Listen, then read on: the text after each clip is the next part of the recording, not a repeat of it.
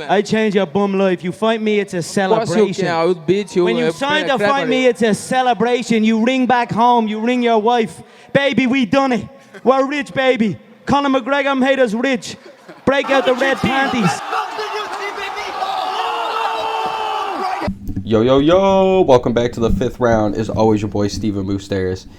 And man, usually I'm sitting here on the, a couple days before this Saturday night, especially on these fight nights that UFC's been putting on, where I almost feel like I'm almost talking shit about it. In a way, I can never talk shit about the fighters because these guys would kick our ass. But I'm saying from like an organization standpoint, they've been giving us kind of like some snoozers. They've been giving us a lot of people with no name. Like, I mean, if you're a diehard fan, like I would like to say I am, like I guess you're going to know some of these guys. But if you're the general, just a general fan that just comes and goes, like when Conor McGregor fights and stuff, like none of these guys you're going to know. But shit, here I am biting my words. The UFC, they only got 3 cards left in the year.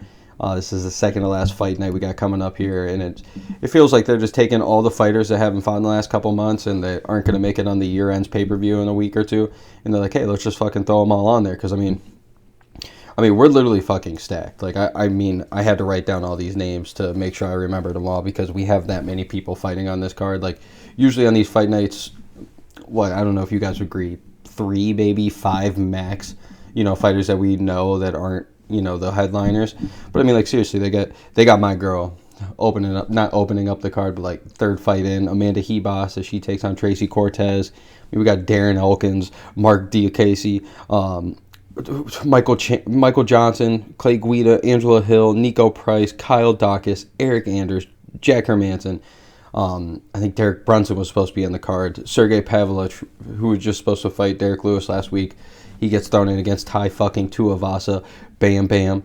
And then, RDA, Brian Barberina, Kevin Holland, fucking Wonderboy Thompson. Like, this is literally fucking stacked. Like, this is almost... Like, if Wonderboy's back in his prime, like 4 years ago, maybe 5 years ago, and, like, Nico Price, Eric Anders, like, Jack Hermanson, Clay Guida even, Michael Johnson even, like 4 years ago, RDA too, if you had these guys on this fight card, like, that's a pay-per-view in itself right then and there, but, we're looking into it, like, to go into the main event, Wonderboy's 39 years old, and this kind of leads me into the main topic that I'm thinking for this fight night. It's like, is this the end of Wonderboy? He's 39 years old. The dude's been around for I don't know how fucking long, and outside of that Anthony Pettis knockout a couple years ago, it's not like we've seen him get outclassed or anything, but it's you can tell he's starting to slow down a little bit. His range there a couple years ago, like, he was unstoppable. Like, man, you could not get close to him to take him down. Like, he was too good. Like, yeah, his takedown, or his ground skills and his grappling skills aren't the greatest in the world, especially towards, like, the people he was fighting, like Tyron Woodley, the Kamaru Usman, even though he didn't fight Usman. But, you know what I'm saying? Like, these fighters like Colby and all these guys, RDA, Gilbert Burns, all these guys that can, run you out and just punish you, and they can never get to him. And then the last couple years, clearly, you got the couple losses in there. The Anthony Pettis one really killed, and then his Vicente Luque and Geoff Neal wins, like, that to me was like, wow, okay, the man's still fucking there. And then last year, you finally start seeing it slow down a tad. The loss to Gilbert Burns, and it's not like.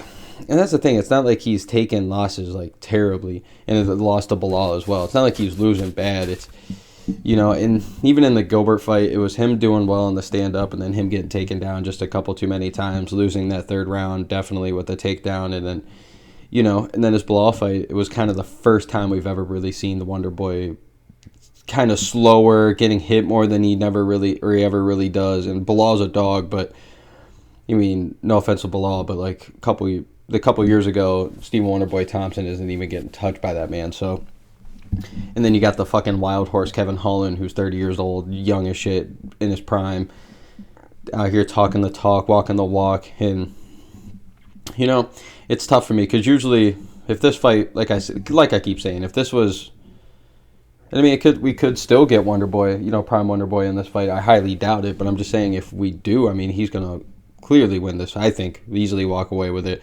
Point fighting and whatnot, but I don't know. I think this does really well for Kevin Holland.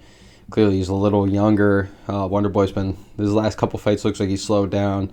I know Kevin Holland's taken a couple speed bumps too. He had some crucial losses to a Vittori. Timmy once got back to a draw, but Derek Brunson kind of embarrassed him. And then the Hamzat fight. Good lord, good lord, that wasn't even fun. So, we're sitting here now too. It's like, what if Wonderboy wins? What if Wonderboy comes out here and beats Holland? Does Kevin Holland retire again? I know he just said he was. And this is my only point to that. This is the only reason I kind of think it could happen. I think Kevin Holland has a lot of fun winning and whatnot, and fighting regardless. But I don't think Kevin Holland's a type of fighter who's going to just keep going around if he knows he's not going to be able to, beat the top echelon guys and never get to a title fight. I think that was his big thing with Hamzat. I thought he was really embarrassed about it. I know he holds his jiu-jitsu to a high level. I know we don't, but just saying, I know he does. He considers himself a black belt, and I know he's really ashamed of that fight. So, if you lose to a 39-year-old Wonderboy who's not in his prime anymore, and he's a top 10 talent still in the division, but he's not the top 3 talent like he was there forever, top 2, top 1 for so many years. So, if you lose to him, I could see you going, man, do I really even have it? I might really not have it. That guy is 10 years older than me. It's something I should, in this case, Kevin Holland should be winning. And I think the other thing, I'm definitely leaning towards Kevin Holland at this rate, but I think the only other argument that you could really give right now is to help Wonderboy is the fact that he's so fucking nice. I've never seen anybody, you've seen Tyron Woodley try to get into his head and stuff and try to piss him off, but he had a lot of respect for the guy. But seriously, Wonderboy Thompson's one of the nicest guys ever. He'll knock you out and then he's gonna make sure you're okay. Who does that shit? He's gonna say a prayer for you, probably have you over. Who knows? The dude just seems like he's too fucking nice. But man, I just think that could help him a little bit. He's just so fucking nice. Nobody wants to hurt him. I don't know. I feel like it'd be tough. It'd be a lot easier to want to punch somebody in the face if they're talking shit or just maybe not being respectful or maybe not saying anything at all. But the guys that are just always being nice, always complimenting you, it'd be really hard to, want to be fucking pissed off and beat their ass. So, I don't know. I have a strong feeling. I hate this matchup for both guys. I love it for stylistic and for the fans' viewership, but, for these guys where Kevin Holland kind of needs that next little dub, which it's, a perfect matchup for him, I guess, but, just for having 2 fan favorites fight each other, I hate it. And, it would have been nice to see Wonderboy maybe get, I always wanted to see the Edwards fight, but I know Leon's the champion now, so he doesn't deserve the title. So, I don't know. It's tough. I don't want to see either of them get knocked out. I don't know if they will.